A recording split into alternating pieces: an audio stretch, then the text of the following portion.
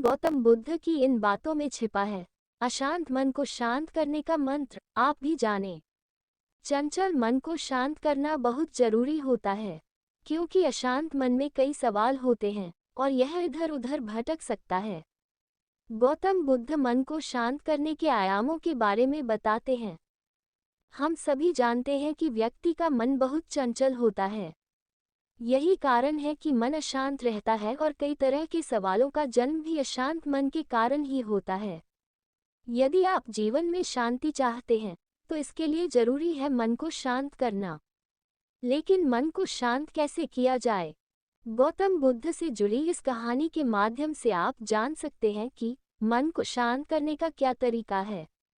इसमें भगवान गौतम बुद्ध द्वारा मन को शांत करने के आयामों के बारे में बताया गया है। जानते हैं इस कहानी के बारे में, जिससे आपका जीवन बदल जाएगा। मन को शांत करने की कहानी। एक बार एक लड़का गौतम बुद्ध के पास जाकर कहता है, मेरे जीवन में बहुत अशांति है, कृपा करके आप मेरा मार्गदर्शन कीजिए जिससे कि मैं इस अशांति से छुटकारा पा सकूं। गौतम बुद्ध लड़के से जीवन की अशांति का कारण पूछते हैं। लड़का उत्तर देता है, अत्यधिक विचारों के कारण मेरे भीतर बहुत सारे विचार आते हैं जिससे मेरा मन अशांत रहता है। बुद्ध मुस्कुराते हुए कहते हैं, ऊपर आकाश की ओर देखो और बताओ कि तुम्हें सूर्य दिख रहा है। लड़का ऊपर देखता है और कहता है, धूप दिख रहा है। बुद्ध उससे पूछते हैं कि अगर तुम लगातार धूप में खड़े रहोगे तब क्या होगा? वह कहता है, मुझे अत्यधिक गर्मी लगेगी और शरीर में बेचैनी होगी। बुद्ध लड़के से कहते हैं कि अगर धूप में खड़े रहने से तुम्हें गर्मी लगती है तो इसमें दोष किसका है, सूर्य के ताप का या तुम्हारा? लड़का कुछ सोचने के बाद कहता है, इसका जवाब आप भी बताएं।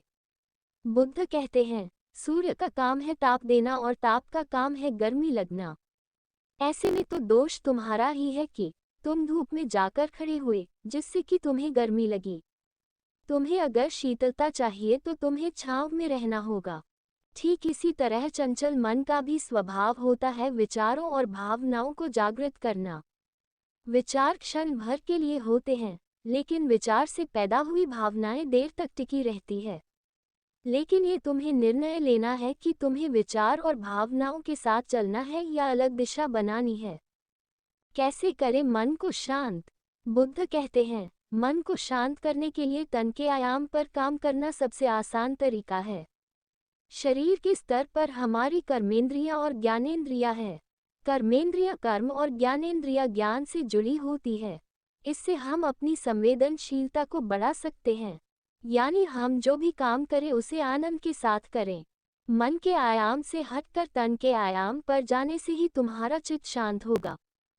ऐसा करने से तुम मन के आयाम से हटकर शरीर के आयाम पर आ जाओगे, ठीक उसी तरह जैसे तुम धूप से हटकर छांव में आ सकते थे। मन के आयाम से हटने पर तुम्हारी जागरूकता तन पर आ जाएगी। जब तुम तन के आयाम पर काम करोगे तब तुम्हारा चित्त शांत होगा। इसलिए हर काम को तन के आयाम पर करने से मन स्वतः शांत हो जाता है। अपने मन के विचार और भावना को नहीं बल्कि सुर को सुनो। लड़का बुद्ध से कहता है, अपने भीतर के सुर को कैसे सुने? बुद्ध कहते हैं, किसी शांत स्थान पर रहकर जहां शांति हो, तब अपनी आंखें बंद करो और मन के भीतर चल रहे शोर से हटकर भीतर के सुर को सुनने की कोशिश करो। सुर निरंतर चलता रहता है, लेकिन बाहर के शोर के कारण तुम अपने मन के भीतर चल रहे सुर को नहीं सुन पाते हो। जब तुम अपने दोनों कानों को अपने हाथों से बंद कर दोगे तभी मन के सुर को सुन पाओगे। इस तरह तुम मन की अशांति से दूर हो जाओगे और तुम्हारा मन शांत हो जाएगा।